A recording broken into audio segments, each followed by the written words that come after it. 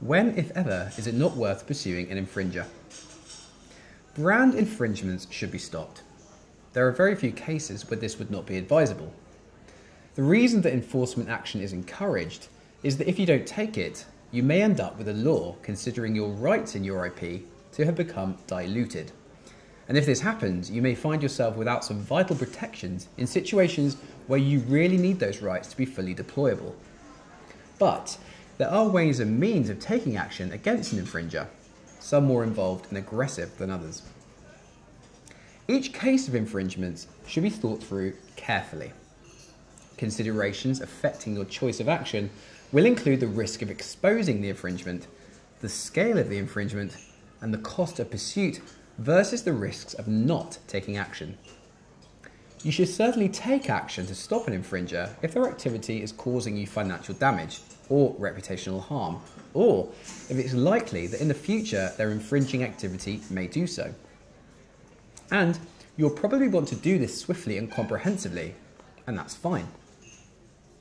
But, in contrast, you may not want to pursue an infringer aggressively if the infringement was by a fan, a supporter, or an influencer, and in spite of their technically infringing action, it's pretty clear that their intent was not to cause you damage or to undermine your IP rights. Taking action in circumstances like this needs really careful thought. We'd especially urge caution in these kinds of situations, since the risk of negative PR exposure associated with you sending an aggressive letter, which may be seen as disproportionate or an overreaction, may result in reputational damage that could outweigh the benefit of enforcing your IP rights.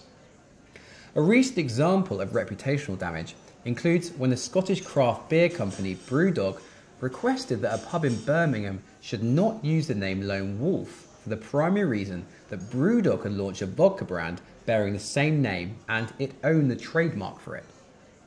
Brewdog was publicly accused in the press and across social media of hypocrisy and of acting just like another multinational corporate machine after it forced the family-run pub to change its name or face legal action.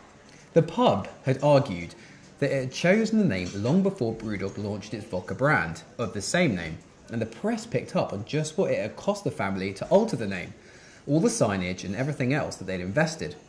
It was pretty clear whose side the press was on, and it was the underdog, not the Brewdog, that came up best.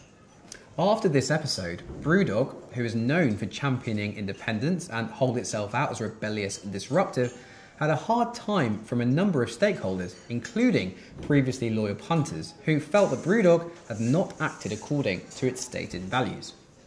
This is a great example of a trademark infringement that didn't need to be aggressively pursued, and where, if it was really felt necessary to take action, a simple coexistence agreement could have been reached instead, allowing one small pub in Birmingham to continue to use the name under a license from Brewdog, whose IP rights could then remain intact and undiluted. Letting an infringer know how you feel, but taking a much more light touch approach, very successfully as it turns out, is really well demonstrated in the Netflix case. Netflix action in this case did its reputation more good than harm. It sent a letter to the owners of a pop-up bar under the name Stranger Things, and the contents of the letter went viral.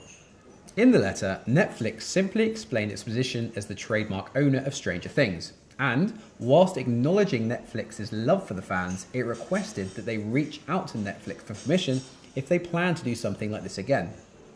Netflix then jokingly suggested that they might just call the pop-up bar's founders mothers if they did it again without permission. It was nicely done. The point was made, and nothing more needed to be said. Or at least, so far it seems to have worked out well. The press rather enjoyed it all, and Netflix did itself no harm at all. So, you can see that any approach to an alleged infringer has to be thought through and be considerate of all the image of all businesses and individuals involved. Essentially, you're balancing and considering how does the infringement action protect and grow brand value or prevent damage, while maintaining the good reputation with consumers and important others that the brand owner has built.